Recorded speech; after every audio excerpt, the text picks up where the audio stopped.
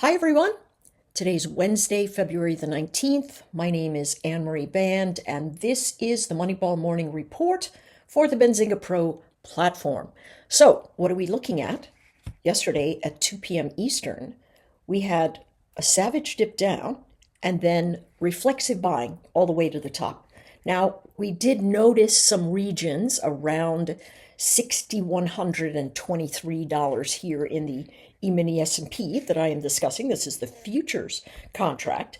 And we did see a break of that level and a recapture. Now, what is the big storyboard? The big storyboard, folks, is that deep dips are still getting bought. Buyers are propping the market up. But what we notice is that these big spikes into new highs bring in exit liquidity. It is the space where bigger numbers are cleaning off their inventory and saying, all right, I'll come down here and wash, rinse, repeat. And that's what's happening, right? It is a very sideways patch. And we know the deep dips are buys, and we know the big spikes are very likely sells. We saw that in the overnight as we came into that 61.57, that's value area high. This is the VWAP at the close of yesterday. That number is 61.40. The traders broke it and tried to hold it. So what are we doing? We've got rolling over moving averages. We've got rolling over momentum. So this first spike is very likely to have a fade on the edge of it, putting it right back in range with everything else. Where is support looking today? I believe that support sits at 61.23, and that 61.23 could visit there, or we would go right up to 61.54 and then fade. Now, here's the thing. If we have a breakaway formation, the sellers are going to run for the fire escape in here. And if that happens, we are going to expand in price. So this range is going to work beautifully, just so long as you don't give yourself any more than 3 points of a stop. Okay? If you put in any more than 3 points of a stop, you're going to expand your risk, because easily we could head all the way up here to 61.70 before going to 6,200. Price action is very noisy. It's very likely that we have wicks that are savage to the downside and wicks that are savage to the upside. And if you trade the breakout, it's going to hurt. So be careful there. All right, let's take a look at the NQ. These are the Nasdaq futures. What are we looking at? Same kind of formation, right? Could we say that this is a look above and fail? We could, right? I love to give JJ credit for that. He's VWAP Trader 1. They have a micro futures room. If you want to be with somebody that teaches you structure and formation every moment of the day, he's your guy. He's absolutely fantastic. Love that group desperately. They do so much good work for traders. All right, they're my buddies. You can actually find a link, get yourself a discount, hop into the room. It's fabulous. Anyways, enough of that. And no, I'm not compensated for telling you about them. They're just great. They're my friends, and I think they're really, really good at what they do. All right, moving on. Here we are taking a look at the NQ. We have a look above the double top that fails. We make a lower low after making a higher high, and then we make a lower high, and now we've got a higher low.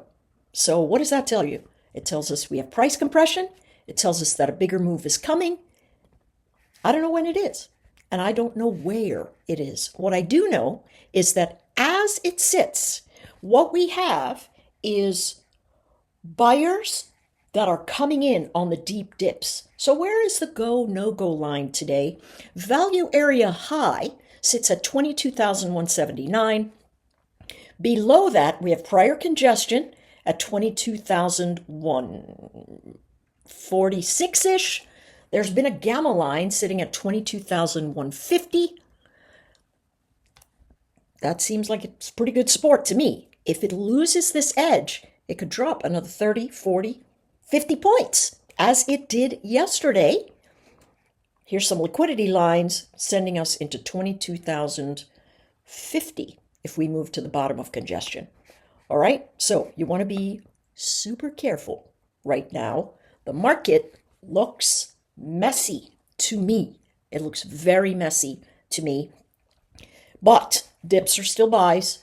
If we can't hold the 180 line, which is value area high, get out of the way, or watch for a bounce that can't get above 220 and take a short. Have it come down. What's going on with the Keltner bands? They're both expanding on the upside and the downside. What does that tell you? It tells you that there are actions that say, listen, we could expand out and get all the way to 22,350. That's another gamma line. Or we could fade all the way back down into 22,050, right? Very messy, but the dips are clearly buys. And right now, when the chart breaks to the north, you've got to watch for reversal action to come into play, or it's going to continue to run to the upside. Let's take a look at the YM. YM given back a little, but it looks essentially the same, right? Essentially the same. Did I move this Fibonacci? I got to lock these things. Okay, so what are we looking at? We have a low here, down from Feb 12, and then another high at 44,800. That's on the 13th, so 2 days later. Heavens, from the 12th to the 13th, that's like 1 day. It goes from a low to a high, and now we're back down. So let's draw Fibonacci and see how much of the range we have retraced. Well, that's my 50, yeah? Yeah, it is. That's my 50 right here. So what should happen here? Well, we want to look below and fail. Right now, we're just hanging out here. Could it be a bounce? Yes. Slope and momentum suggest that the bounces are going to be sell zones, so I'd wait for a collapse and let it show the look below and fail.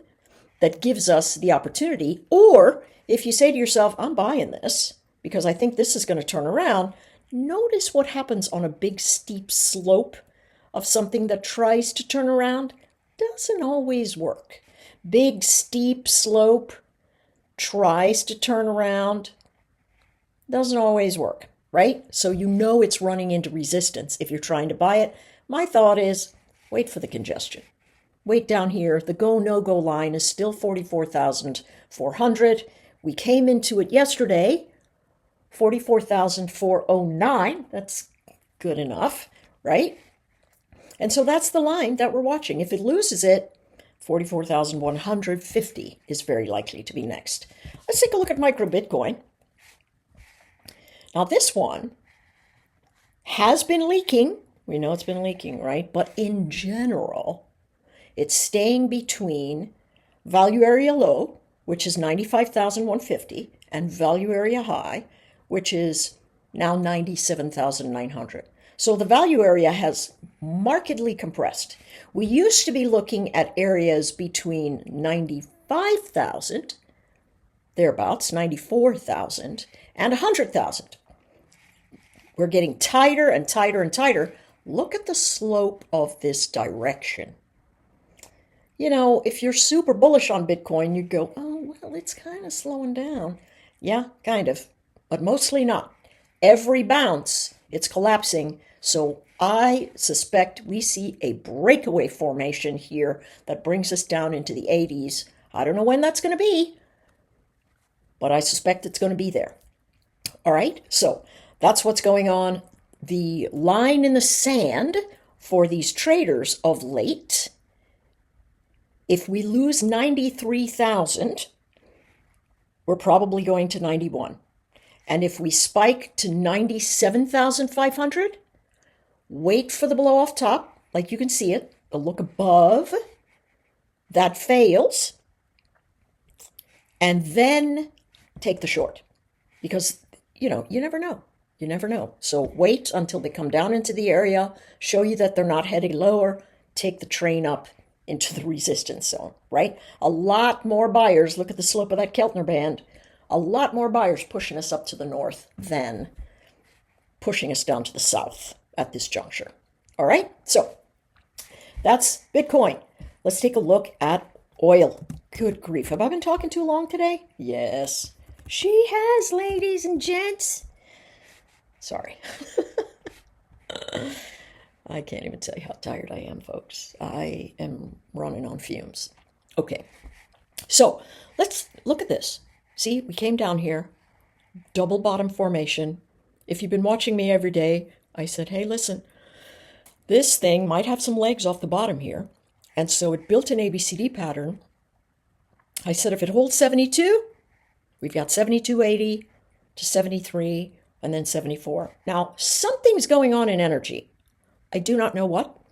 I haven't read the news. I think I'm going to go to PickSuite and take a peek there, see what they've got going on. But there's something amiss. And so there's a lift here easily. The pullbacks are buy zones right now. See how high momentum is? Take a look what happens in oil. Big momentum drift. It expands far from the VWAP, far from the moving average, and then collapses and immediately recovers. So we're expecting part two of this. And so what do we expect? It came into the prior day's ending VWAP. And so let's expect that today. That's 71.56. Fly in the ointment is that there is very big VWAP line here at 71.84. And yesterday, our 71.57 area, which was a zone that was super important, we pulled back and held it. And now 71.84 might be the line in the sand that we go after. But I do expect a fade that will allow us to buy the edges again. Up she goes, right? Heavy congestion here. Let's take a look at the daily very quickly. See all of that heavy congestion? Very big into 74. If we break above 74, we are very likely to have one of these that pushes us all the way back up to 80. So oil's cooking for something. I have no idea whether it's a move down or move up, folks. If I were a betting man, I would say it's a move down. But something is afoot for sure. We got to watch that. Gold. Gold has been dancing around at its highs for several days, right? Trying to break out. Look at this momentum. Up, up, up, up, up, up, up. Every pullback is a buy zone. Look at the closest moving average. We just tested it day before yesterday. Yesterday opened up and we retraced the absolute entire candle of the day before. Now what's next? Are we breaking out? Headed to 3,000? Just read something like that. I don't know. I wouldn't be opposed to taking a short here. I seriously would not. With my stop being the moving average, right? Coming right back down to 28.95 or so, right? With a pit stop maybe at 29.27. But this looks super sideways to me. Trending up, but there is a line of sellers here. Now, if those sellers get shoved out of the way, 50 points to the north, easy, right? Absolutely easy, but we don't know if they're going to do it. And so if we use our handy-dandy box, like we like to, we can see that 3,033, very likely on the upshot. Listen, I wouldn't be surprised if this thing is $5,000 by the end of the summer. I really wouldn't. But we don't know. So we're going to trade what's in front of us, and we're going to see, hey, if it goes out, listen, could you take a long right here? Absolutely you could. Absolutely you could. What would your stop be? It would need to be the low of the candlestick, and that's 20 points. So that's a lot of points, right? 20 points is 200 ticks. So that's a lot. All right. That's it for me. Wait. Sally, what are you doing? SPY. Let's go to the 1 hour chart for SPY. Of course, my charts are by Trend Spider. who I absolutely love. Looking forward to doing more with them in the future space as time goes on. Yesterday, I said, hey, 609 might hold, but if it doesn't, 607.80. What did it do? It lost 609 and immediately recovered. This is why we look at a line, we let it get past, and when it recovers, then we slip to that tight time frame and we follow the moving averages up. What's going on here? Topping formation, sideways edges, pullbacks or buy zones, 607.80, still the baseline event of support. Potentially 609 holds us. Resistance still at 612 to 613. Cues? Same sort of business. This one looks a little bit more bullish than the other one, right? Lower high, also a lower high in momentum. So we've got sellers at 541.20 and buyers at 536. If we lose 536, get out of the way because there's a thin volume profile at 534 and then another liquidity event at 533. Value area high. Look at how far away we are from value area high. So the volume here has been super thin. So we either need to go sideways for a long time and build more volume, or collapse into the region that has the volume and build in this volume pocket. That's my thought about what we're going to do here. All right, but that's it for me. Be careful, small size, watch yourself. Watch yourself. And I'll see you on the midday Moneyball report as part of your Benzinga Pro package.